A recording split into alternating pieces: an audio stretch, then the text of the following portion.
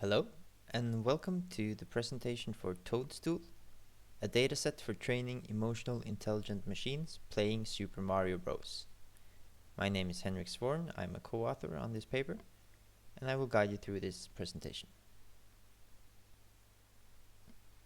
We will go through some of the background and motivation behind creating this dataset. We will talk about emotionally intelligent machines and how to create them.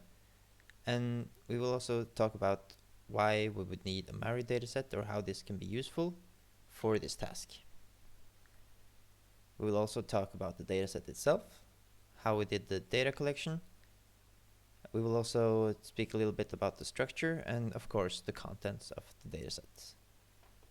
Finally, we will go through some use cases and open research questions, basically asking what we can use the dataset for, also showing a few baseline experiments to show how the dataset can be used. So first of all, let's ask, how can human emotions be used to improve machine learning based models? For a long time now, researchers have attempted to create machines that have true artificial intelligence. Some believe that this is only a matter of increasing the machine's capabilities for reason and logic, as well as processing power, in order to achieve this goal. However, there are many signs that point to a reality that affective abilities like emotions play a crucial part in how humans think, make decisions, and also learn. Therefore, it seems reasonable to expect artificial intelligence to be able to benefit from such systems and capabilities as well. Also, if we wish to approach human-like capabilities of thinking and social behavior in machines, such capabilities might prove to be a necessary component. So, how can we reliably reproduce complex emotional and physiological reactions similar to humans in an artificial agent? A promising approach to this challenge is the method of using deep learning networks to simulate affective signals. This can be done by learning to predict the signal directly from the recordings of real humans. The possibility of exploring this method in a new setting was the main motivation behind the creation of the dataset. So why specifically make a dataset with Mario gameplay together with physiological signals? Games are often described as engines of experience. They are excellent vehicles for the elicitation of emotions from the players. They also play on the emotions of the players to create different effects, like deeper engagement or flow states. Games are also very good environments for research into reinforcement learning, as their simple worlds often represents a nice reduction of the general problem in this field. All of these factors made them a suitable context in which to explore the introduction of emotional dimensions in artificial agents. The game Super Mario Bros. Was a good initial candidate, as it is both a well-known and much played game all over the world. It is also a simple and yet solid representative of the platforming genre of games in general. By creating a dataset that contains real human data collected from people playing this game, the hope is to be able to use this data to create applicable simulations of the recorded signals. These recreated signals can then be used to simulate emotional responses in an artificial agent playing the game in a reinforcement learning setting. This will essentially give this machine a certain type of emotional intelligence. As has been shown in other contexts, such emotional signals can change the behavior of the agent in various ways. It can also improve learning. In addition to reinforcement learning, the dataset may be of interest to several other paths of research, particularly those that are in the realm of game-related topics.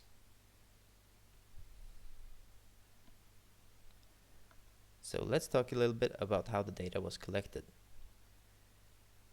We collected data from 10 participants in our lab in downtown Oslo. You can see a picture here of the setup where the participants played. As you can see, they played on a gamepad. The details of the data collection was collected in a protocol, which you can see a simplified version of here. The methodology is included in the dataset for reproducibility, so that the dataset can be extended. Participants were asked to fill out the questionnaire that collected some demographic data in addition to their gaming experience. They were also asked to perform a short workout. They walked up and down a couple of flights of stairs. This was to build a better connection between the skin and the wristband that collected the sensor data, especially for our electrodermal sensors. We needed some buildup of sweat in order to produce a stable signal. After this, the participants sat still for approximately 15 minutes in order to get a nice stabilized baseline for the sensor data. We then recorded the participants playing the game for 35 minutes. The players play in an environment that has been optimized for reinforcement learning, so it is a little bit different from the original game. First of all animations and cutscenes have been removed from the game. There is also no sound. They also play in a custom setting where we feed them one by one course, and the goal is to try to finish as many courses as possible while dying as few times as possible. So they have infinite lives to try to finish each course, and there is only the time limit that will take them to the next course if they spend too long on one single level. We also implemented here a special scoring system based on these criteria. Here you can see a breakdown of the participants. As you can see, there is an even distribution of male and female, and also a varied distribution of gaming experiences. As you can see from the chart here, there is people who have played a lot of games or played active for decades, and people who have very little gaming experience. That is also reflected in the game score, which I mentioned earlier. You can see it all the way on the right here, where some people have a high score, which indicates that they were able to do a lot of things in their gaming session, while some people have very low scores, which means they weren't able to finish almost any course at all. There's also a range of ages. Even though the participant pool represents many different types of people and experiences, it is of course not large enough to be representative for any included groups. However, we do include in the dataset the reproducible methodology for extending the dataset, so it's possible to extend it to more people and thereby make it more representative of the different groups. We collected several different types of synchronized data to be a part of the dataset. The gameplay frames are not actually recorded directly, but instead we recorded the actions at each step. Since the environment is deterministic, the session can then later be replayed, and the game frames as well as other contextual information can be extracted. Phase frames are extracted from the videos, and the sensor data is recorded through a wristband device. The video was recorded of the participant from the front as they play to capture their faces and the emotion in the face. You can see some still frames here. To collect the sensor data, we used the Empatica E4 wristband. The Empatica E4 provides high quality measurements and is graded as a medical device. Here you can see some of the important features of the E4, which includes the PPG sensor. This is used to measure the blood volume pulse, which is essentially the amount of blood running through a tissue sample with every pulsation of the heart. The BVP can also be used to derive other information like heart rate variability, the heart rate, and the vasoconstriction. There's also an EDA sensor. EDA stands for electrodermal activity and refers to certain properties of the electrical conductivity of the skin. The EDA is a reliable indicator of human emotional responses, so it is a good signal to have in this type of datasets. There's also a three-axis accelerometer, which captures motion activity. There's also a thermometer, which measures the skin temperature. All of the information captured from the E4 is available in the dataset. So let's go through some use cases and some open research questions relating to this dataset. As we are mentioned, our main goal was to use the sensor data to train an algorithm to essentially simulate the emotional responses in humans, and then use this in a reinforcement learning scenario. Other questions include if additional data collected from the people can be used to train reinforcement learning algorithms in other ways. There's also interesting questions around whether a model trained on input from non-experienced players would behave differently from a model trained on experienced players. This is related to other questions like, could the same apply for different personalities or different ages, or just people with different kind of backgrounds, to essentially create different personality profiles that could then be applied to artificial agents. Other questions include how the sensor measurements are related to facial expressions, whether sentiment analysis of the facial expressions can be connected to measurements in the sensors.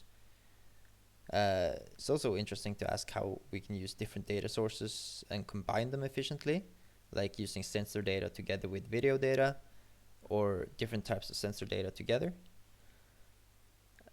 Could the game actions of the human players be used as a baseline for human performance? We can also ask if immersion, enjoyment, and flow can be automatically inferred from the gathered data. These are just some of many interesting questions that arise in relation to this dataset. We also performed some baseline experiments to show how the dataset could be used to predict the player's BVP, the blood volume pulse, based on game and face images. The blood volume pulse is closely related to changes in the central nervous system, or the sympathetic nervous system, and the correlated emotional responses in humans. For instance, an immediate perception of threat or risk or danger is associated with an increased vasoconstrictions, which can be measured through the BVP. We applied a basic ResNet50 CNN, and we trained one convolutional neural network per participant, in addition to one trained on all participant mixed. The input here was 2 video game frames, the first and the last frame of every second, and the facial expressions from the last frame of the second corresponding to the video game frames. These 3 images were grayscaled and stacked channel-wise before being processed by the model. In addition to the CNN-based model, we also calculated the error when using the mean of the response variable in the training for prediction. This is also called 0R. This gives us an indication about how well our model performs. Since the response is a continuous measurement, we used mean absolute error and root mean squared error as the metrics. Furthermore, we also used 3-fold cross-validation so as not to bias the data or the results towards a predefined split of the data.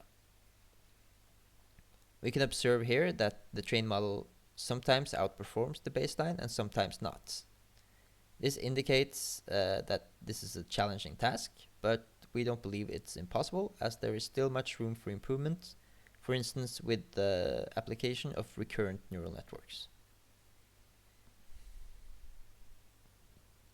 In conclusion, we have built a dataset containing the game frames from people playing Super Mario Bros., as well as physiological sensor data and video data.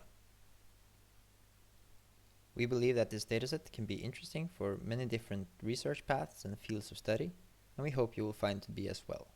Maybe you will even find a use for it in your own work. Thank you for your time, and goodbye.